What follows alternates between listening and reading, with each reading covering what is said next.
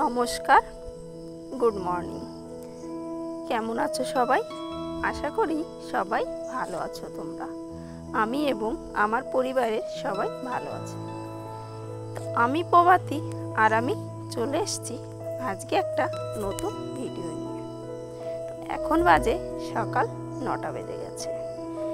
তো সকালের কিছুটা কাজ আমি গুছিয়ে নিয়েছি, আর কাজ তেমন কি আর করব, মা আছে, বৌদি আছে, রয়েছি তো মায়ের এখানে, তেমন আর কিছু করতে হচ্ছে না। ওই ঘরটা একটু গোছাতে হচ্ছে, বাবুকে খাওয়ানো, এই সব কাজই করছি। তো যাই হোক, দেখো কত সুন্দর ফুল ফুটেছে। তো ভাবলাম চলো সকালবেলায় এই ফুল দিয়েই শুরু করি। তো সেই ফুল দিয়ে শুরু করলাম, আর এখন চলে যাব একটু বাবুর খাবার রেডি করতে। মানে বাবুর খাবারটা বাড়ন্ত হয়ে গেছে, কেননা এটা আমি ধুয়ে রোদে দিই। তো বেশি চাল দিচ্ছি না, অল্প করে চালটা দিচ্ছি আর অল্প করে মুসুরের ডালটা দিচ্ছি। আমি এটায় আর কিছুই দেব না, এটা এভাবেই আমি ধুয়ে রোদে দিয়ে হালকা করে একটু ভেজে তারপরে গুঁড়ো করব। তো যাই হোক, ধুয়ে এখন দিয়ে দিয়েছি রোদে। রোদটা হোক, আর যা রোদের তাপ এক রোদে শুকিয়ে যাবে, আর বেশি রোদে দিতে হবে না। তো ভাবলাম শুকিয়ে রাখি, যেহেতু অল্প আছে খাবার, সময় যখন পাবো তখন গুঁড়ো করব। তো এখানে আমি একটা প্লাস্টিকের যে কুলো হয় সেটার পরে ধুয়ে নেটের পরে দিয়েছি। তো এবার আমি চলে আসলাম বাবুর জন্য একটু সবজি রান্না করতে। যেহেতু ওকে 11টার দিকে আমি ভাত খাবো, সেই কারণে ভাবলাম চলো এখন যখন আমি ফ্রি আছি, এখন বাবুর জন্য সবজিটা রান্না করে নিই। তবে আজকে একটু কাজ করতে হবে, ধান এসছে, ধান সিদ্ধ করছে বাড়িতে। তো সেই কারণে রান্নাটা আমিই করব। বৌদি গেছে স্নেহাকে নিয়ে স্কুলে, যেহেতু ওদের মর্নিং স্কুল হচ্ছে, সেই কারণে স্কুলে গেছে বৌদি। তো যাই হোক, সকালে যে যার মতো কিছু খেয়েছে, এখন এইটা নামিয়ে রেখে ভাবলাম চলো, যদি আমার রান্না করতে করতে বাবু খুব বিরক্ত করে তাহলে কি করব, মাকে বসিয়ে দিয়ে আমি চলে যাব বাবুকে খাওয়াতে। সেই কারণে আগে ওর খাবারটা একটু রেডি করে রাখলাম, মানে ওর সবজিটা।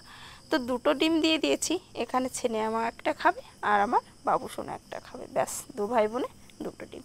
আর দিয়েছি একটু পেঁপে আর আলু। এটাই আমি কোনো মশলা দিইনি, কেননা যা গরম, মশলা ওদের দেবো না। একটি লঙ্কা দিয়ে দিয়েছি, স্নেহা লঙ্কা দিয়ে খেয়ে নেবে।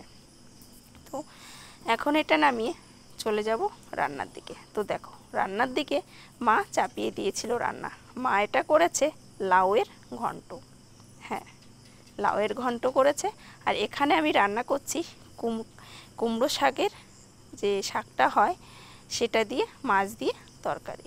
আজকে অনেক কিছু রান্না হবে, তবে হ্যাঁ, তোমাদের সঙ্গে একটা বিষয়ে আলোচনা করব, তোমাদের কিছু বলবো।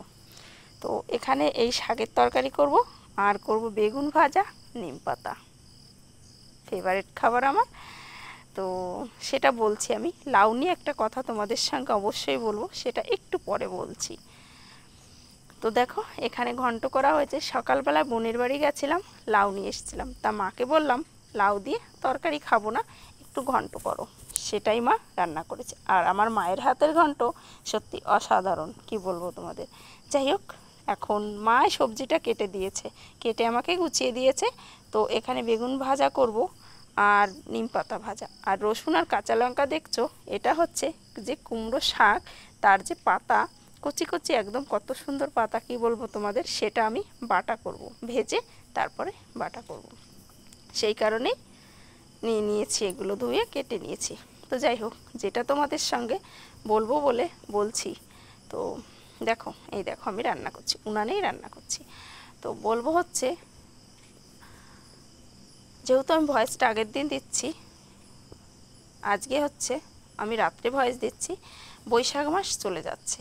তো কালকে হচ্ছে বুধবার, তোমরা যেদিন ভিডিওটা দেখবে সেদিনের কথা বলছি, বুধবার।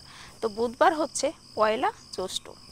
তো পয়লা জ্যৈষ্ঠ থেকে শুরু করে একদম জ্যৈষ্ঠ মাস পুরো সারা মাস আমরা লাউ খাবো না। মানে কেন খাবো না সেটাও তোমাদের সঙ্গে বলছি। তো পুরো মাস লাউ খাবো না, এটা আমাদের নিয়মে আছে, বলতে পারো এটা আমাদের নিয়মে আছে। তো সেই কারণে পুরো মাস, জ্যৈষ্ঠ মাস পুরো মাস ভরে আমরা লাউটা খাবো না। আবার জ্যৈষ্ঠ মাস চলে গেলে আবার আষাঢ় মাস খাবো বা খেতে পারবো। তো কারণটা বলি, কারণটা হচ্ছে আমি দেখে এসেছি ছোটোর থেকেই আমার মা, আগে ঠাকুমার কথা বলি, ঠাকুমা, মা বা আমাদের এদিকে যত লোক আছে সবাই এই জিনিসটা মানে। তো জিনিসটা হচ্ছে কি, যাদের প্রথম পুত্র সন্তান তাদের নাকি এই জ্যৈষ্ঠ মাসে এই লাউটা খেতে নেই, এটাই হচ্ছে কারণ।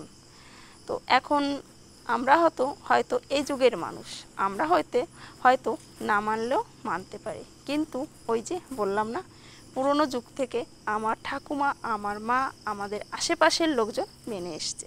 তো সেটা যদি আমরা এখন এর বিরোধী করি তাহলে হয়তো সবাই আমাদের খারাপ বলবে। তো যাই হোক, ওনাদের কথা ভেবেই, ওনাদের কথা একটু না হলে মেনে নিই। আজকে হয়তো আমার ঠাকুমা বেঁচে নেই, তো ঠাকুমা বলে গেছে যে না, আমার মাকে তোমার মেয়েদের বা তোমার এটা খাবে না। তো সেটাই একটু আমরা মানার চেষ্টা করি, তো ঠাকুমাকে মনে রেখেই চেষ্টা করি। তো দেখো, চলে এসেছি আমাদের জমিতে, কত বড় বড় কুমড়ো হয়েছে সেটাই তোমাদের সঙ্গে একটু শেয়ার করছি। আর একটা কুমড়ো হয়েছে, দেখো এইখানে আছে আমাদের ছ্যালো মেশিন, তো সেই মেশিনের একদম নিচে হয়েছে, এটা দেখো কেটে বের করতে হবে। সেটাই বাবা বলছিল দেখ কোথায় কুমড়ো হয়েছে, তো তোমাদের সঙ্গেও আমি সেটা শেয়ার করলাম। তো যেটা বললাম, এটা আমাদের নিয়মে আছে, এই পুরো জ্যৈষ্ঠ মাস ধরে আমরা লাউ খাবো না। কারণটাও বলে দিলাম, যাদের পুত্র সন্তান প্রথমে তারা নাকি এই মাসে লাউ খেতে নেই। তো যাই হোক, এটাই হচ্ছে কারণ। তো জানি না, তোমাদের হয়তো অনেকের অনেক রকম মত থাকতে পারে, বা এক একজনের নিয়ম এক একজনের কাছে। তো আমাদের যেটা নিয়মে আছে সেটা তো আমাদের মানতেই হবে, তো আমরাও মানব। এই জ্যৈষ্ঠ মাসে লাউ খাবো না, সামনের মাস থেকে, আষাঢ় মাস থেকে আবার খাবো। তো দেখো, এই পর্যায়ে এখন চলে আসলাম পাট শাক তুলতে। মাঠে যখন এসেছি, পাট শাক তুলে না নিয়ে বাড়ি আমি যাব না, কেননা আমার একটা ফেভারিট খাবার পাট শাক। তো সেই কারণে দেখো আমি তুলছি, আর বৌদি বলছে চলো ক্যামেরা করি। ঠিক আছে, করো, অসুবিধা নেই। তো সেটাই করছি। তো পাট শাক তুলে নিই, এইবার চলে যাব বাড়ির দিকে। তো বাড়ি যেতে যেতে দু সাইডে রয়েছে একদম তিল, যেটা তিল হয়ে গেছে। তো সূর্য মামা ডুবে গেছে, সেটাই তোমাদের দেখাচ্ছিলাম। সূর্য মামাকে এখন দেখা যাচ্ছে না, 5:45 বাজে। তো সবাই মিলে বাড়ির দিকে চলে যাচ্ছি। বাবু আর স্নেহা মাকে বাবা নিয়ে গেছে, আর আমরা 3জন হেঁটে হেঁটে যাচ্ছি। তো চলো তাহলে আজকের মতো ভিডিওটা এইখানেই শেষ করব। সবাই ভালো থেকো, সুস্থ থেকো। তোমাদের সঙ্গে দেখা হবে পরের কোনো ভিডিও, পরের কোনো নতুন ব্লগে। তো আমার মতামতটা তোমাদেরকে জানালাম, তোমাদের কি মতামত আছে আমাকে কমেন্ট করে জানিও। তো চলো আজকের মতো টাটা করছি সবাই।